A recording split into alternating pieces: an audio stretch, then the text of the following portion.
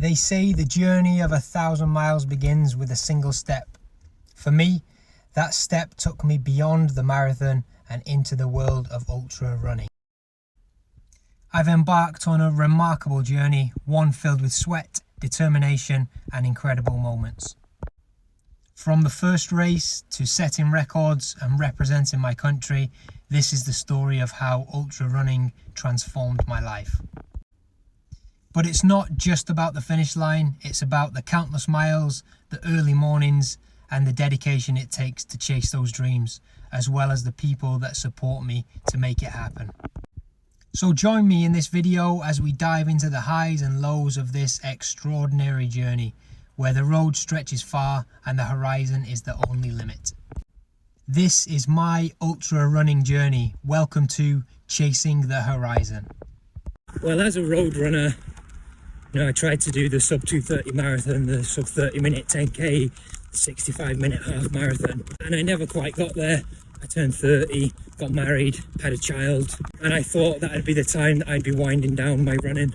But then, with a newborn, sleepless nights, waking up in the night for feeds. I remember coming across UTMB on YouTube one night, and that just got me hooked on ultra running and seeing if I could do the same. So I started running with minimal sleep, running through the night, and I decided that I wanted to run an ultra marathon. And I found that it suits me a lot more. It feels more comfortable to me, getting high mileage weeks in, running long distances, and sometimes I wish I would have come into it earlier. Turned me into a bit of a monster, really. I was in situations where, as a road runner, I'd be thinking of having a day off or taking it easy, and I'll do more, run further and push harder. Well, there's something about ultra marathons that just makes them that little bit more memorable than road races. From running my first ultra, the Barry 40 is a great race, and my first 100 miler, all great experiences, great races. But the race that really stands out is the Anglo-Celtic Plate 100k race, road race, over in Northern Ireland. I went over there in the hopes, the aim of breaking the Welsh 100-kilometre record. And I was having a good day, everything went to plan. Food went down, fuel went down well, stayed well hydrated, the temperature was perfect, the competition was perfect as well, really good competition, strong competition to keep me going. And I just remember coming round the last corner where my dad had been keeping a hold of my lap times. It was a 21.5 lap race, or 21 laps plus a mile, and I just remember him saying, "You've done it, Dan." And then just through to the finish. I wasn't 100% sure, so I didn't celebrate too much, but I was glad to check back later and find out I'd broken a 40-odd-year-old record, I think it was. So really great achievement, really great day, and an amazing race. I think I do quite well to fit my ultra and trail training in around family and work commitments. I run at least 100 miles a week, and I get most of those miles in on my run commute to and from work. There's no real science or structure to it, really. I just put my bag on in the morning and run to work and then run home. If I need to, I'll change my route a bit so there's more hills in if I've got a mountain race coming up. But in general, the key to it is just waking up early. I get up at 4:30, 6 days a week, get the miles in, and then I've got time to fulfill my work commitments and spend time with my family. Well, I have a strange thing, at least I've been told it's strange thing that I do when I'm running races or running in general. I count my steps in my head. So I'll count to 100 and then go back to 0 and start again. And I just repeat that throughout my whole run. I use it in races as well. I know that about 600 or 700 steps is a mile, so when I know I've got a mile to a checkpoint or a finish of a race, then I'll count to 700 or 100 7 times, and that'll see me through to the end.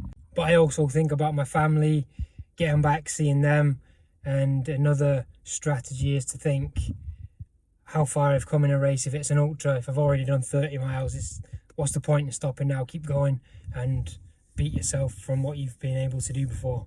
I don't really have anything that I consider a ritual when I'm leading up to races. Make sure that I get my easy run in the day before, but that's just part of training more than a ritual or a habit. If I've got a particularly big race coming up, I'll make sure that I taper for 1 or 2 weeks, depending on how long the race is, how fast I'm looking to run, and whether I'm seeing it as a race, a chance to push myself, or just a training opportunity. I'm married, I have a 2-year-old son, I work 37.5 hours a week, and I'm studying for a master's degree. But I'm still able to fit 100 miles of running in, more and more every week. And there's not one of those things that I'd want to give up or can give up. So I've had to find a way, I've had to be creative, I've had to explore my options and find a way to fit my training in. I've found a way to balance it quite well. I've found that the easiest thing to sacrifice is sleep, so I've just got to get up early, get some miles in before work. Luckily, I'm able to run commute, so I can run to work and run home, which helps me fit some of my miles in. Thanks, Oscar. And it's that dedication, getting up early, getting things done that's really enabled me to balance all of those things. I've even got my routine down to a T, so that I'm done training by 9 or 10 o'clock at the latest on a Saturday morning. That's my 100 miles plus done for the week, and that gives me then the rest of Saturday and all of Sunday to spend with my family. My toughest trail race by far would be the Trail de Goélandon in Brittany in France. It's just 40 miles of up and down on very difficult terrain. There's not really anywhere to get into a stride, no long straights, no comfortable places to run at all really. Over 40 miles, which is about 6 or 7 hours on the terrain with the 2,500 meters elevation as well. I only did it once, which was this year. I'm hoping to do it again next year, and I'll have to do some specific training for that. Get used to the relentless ups and downs and get comfortable with it, and I'm sure I can do well on it. It's just about the preparation, getting the training right and preparing in the right way. I've got some plans for my future ultra running. I have the Lakes in a Day race coming up, which is a 50-mile race through the Lake District. I want to do some longer trail races, so possibly look at doing Ultra Trail Snowdonia, and then hopefully UTMB one day. But I also want to get better at the really long stuff. I've got some unfinished business on the 24-hour race that I want to try and address hopefully next year. And then looking forwards again, there's long runs that I want to do, like Land's End to John O'Groats. So I need to start doing some work building towards that, doing some longer multi-day ultra races, ultra runs in my own time really. There's not many of those races around, but just picking up the mileage, getting used to running for long periods of time, and hopefully having a crack at Land's End to John O'Groats one day. If you're thinking of running an ultra marathon, my advice would be to give it a go. If you've already run a marathon, 50k is only an extra 5 miles. What's that, an extra 30-40 minutes of hard running? That is the easiest way to step up. The training is probably very similar, but if you're looking at running further than that, 50 miles, 100 miles, you're going to need to change your training up. And running twice a day is an absolute must. It gives you that feeling of fatigue in your runs where you can only experience from running high miles. Doubles don't have to be massive miles, because the whole point of them is just to introduce a bit of fatigue into your legs and get used to running on tired legs. Ultra running has given me lots of good memories. I'll never forget my first race and the pain of that. My first 100 mile, my first win, winning a national championships, representing my country. But the most memorable moment would be setting a national record. That was in my first ever 100-kilometre race in Northern Ireland in the Anglo-Celtic Plate, where I ran 6 hours, 43 minutes and 25 seconds. And I also finished third in the British Championships. A really memorable day. Hopefully there's more to come, more hard training, working hard, and we'll see what happens. As the journey that we've taken through the ultra running world comes to an end, I want to thank you for joining me on this incredible adventure. From the humble beginnings on the trails to breaking records, chasing dreams, it's been a remarkable ride so far. Remember, in the world of ultra running, every step is a testament to human endurance, and every race is an opportunity for self-discovery.